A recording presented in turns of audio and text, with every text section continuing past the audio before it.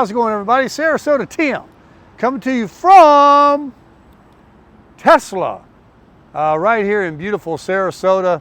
I'm standing in the parking lot just outside the dealership, and thank you very much for viewing my channel. This video is a update medical video on Johnny Vegas. If you're new to my channel and you don't know Johnny Vegas, you'll wish you did, because he's a fantastic individual that lives in Las Vegas, Nevada. He's 66 years old. He's a subscriber of mine. He approached me when I was out there traveling, and he is a golfer like me. He became a very good friend, and he's been very supportive and encouraging to me in my life. And then suddenly, when I met him, he had a little shoulder issue. He fell and he had some surgery done. He was trying to recuperate, and he just couldn't wait to get back to golfing. And as I got to know Mr. Vegas, Johnny Vegas, he shared with me that about, I think it was 13 years earlier, he had a heart issue and got a pacemaker put in. And he was going along just fine, and they told him that it's important to walk, and so he walked 2 miles a day, every day, without fail. And he eats well, and he just was doing very good. But things happen. So suddenly, JV's heart had an issue, and I think he had a AFib, and then they went in and they did something with an ablation, whatever they call it, where they weld your heart. They solder it. They burn something in there. They had an ablation done, and then he was fine. And then recently, in the last month or so, he encountered some serious heart issues where his pacemaker went off and couldn't get him back to pace. So he was sent to the hospital, came home, had another episode, and then I think he went to a doctor out of town and was on his way back home again, and boom, it happened again. So then he went to the hospital where he is today.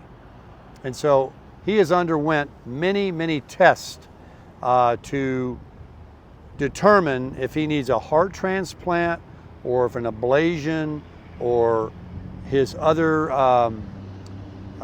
internal organs are good enough to support a new heart transplant. There's so many things that go into determining to determine if you are a candidate to receive one. Well, he is, and they think they should do that. However, since he's been in the hospital and been taking the medications they give him, and he got an MRI and some other tests done, it's now been determined that he hasn't had a miracle healing. He still has a very weak heart that they want to do the ablation now. And so he's scheduled tomorrow, a little earlier than it was supposed to come, to get the ablation done. What they're going to do, according to what he wants me to share with you, number one, the reason we're sharing all this is because JV, like myself, is a Christian man, and he believes in prayer. And a lot of my community is Christian or Catholic or whatever you are, and you pray, and it has helped. It has really helped. It helps me, it helps you, it helps JV. And he asks for that prayer. He doesn't ask for anything else. He just asks that people think of him. He is a very big believer in prayer.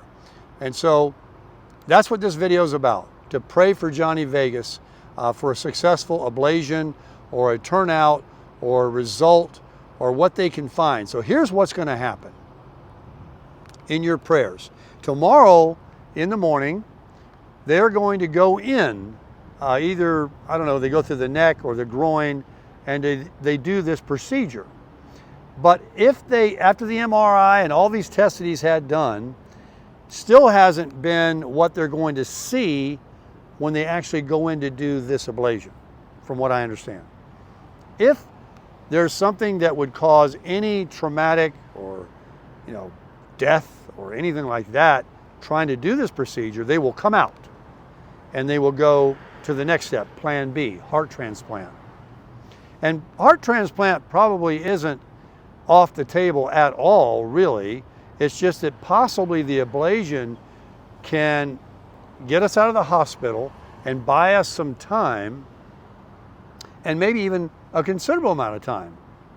These are the unanswered questions. This is what the prayer is about. And so if they determine that it would be, volatile and dangerous to do the ablation, they will come out. There's something called VTech, and if I don't mess this up, the VTech episodes he's had, of only 3, is not good but not bad, because if you were to have these multiple times, then the ablation wouldn't even be considered. We need a heart transplant. He is in bad shape. So from what he's trying to share with me, if I can remember and not mess this up, is they're looking to induce or to bring forward the VTech, this thing that the blood's not going through the left side valve, or what's it called, the V valve, and they want it to come, or they want it to rear its head so they can burn it out. They want to burn it out, get rid of it, and be a successful ablation. And so they're trying to induce that or have that come. But if he was having these VTech episodes, I think that's what he calls them, multiple times, and while he's been in the hospital, then this wouldn't even be considered. He would just be so bad off that he just needs to get a heart transplant. So what this will do, if it's successful, and they don't have to pull out, because they've already checked him out, his liver, his kidneys, and all these other gizzards that we got are in good shape, even though he's 66, because if the body's going to reject anything, or even a new heart, if we were doing that, then that's another story. So next step is ablation. Happens tomorrow morning. We want your prayers, and that it's going to be successful. He could get 6 months, he could get 6 years, but he did say something to the effect that once someone's like 70 years old, and you're not likely to be a candidate, especially if your other organs aren't going to cooperate, to be a heart transplant. I think that's what he told me. So it's already, he's up in his years. It's not that old, but 66. He's not 36.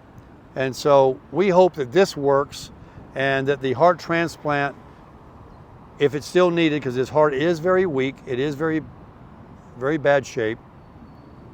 But if the ablation is successful, this is a game changer to be able to get out of the hospital and live some sort of normal life until they monitor him and see what goes for that potential heart transplant. Speaking of getting out and getting going, this is very encouraging. This is why we certainly want to pray for Johnny Vegas. If the operation tomorrow goes successful, tomorrow Wednesday, Thursday they want him on his feet walking, and very possibly Friday they want him to be discharged and go home. So this is the miraculous thing that can happen. I was under the impression earlier when we spoke that if an ablation procedure is done, there's another 10 days to 2 weeks of recovery, in the hospital necessary. But this is what he's sharing with me. So wouldn't that be something? To go from doing good, you got your shoulder messed up, to all of a sudden your pacemaker going off, then it going off again, being rushed to the hospital, leave the hospital, goes off again, go to the hospital, they keep you in the hospital, they tell you your heart is shot, you need a transplant. Now we're going to do all these tests, which we've done, and we feel we can do an ablation, but if we see it's not good when we go in there, we're going to pull out. But if we don't have to pull out, we can do it, and you could be good to go for a good enough time to get out of the hospital. He wants to get and play some golf. I mean, this guy's got big ambitions. He says, if I'm out of here Friday, I'm on the golf course Saturday. Don't quote me on that, or I hope he takes it easy. But he's had enough doctors. He's had enough of all this. And he sounds really good when you speak to him. He doesn't sound all weak in the voice. I mean, he's a very positive, energetic person, and I know God is working in his life. And I know the prayers that we're all going to send out for Johnny Vegas is going to absolutely hit God's ears, and God is absolutely going to crush it.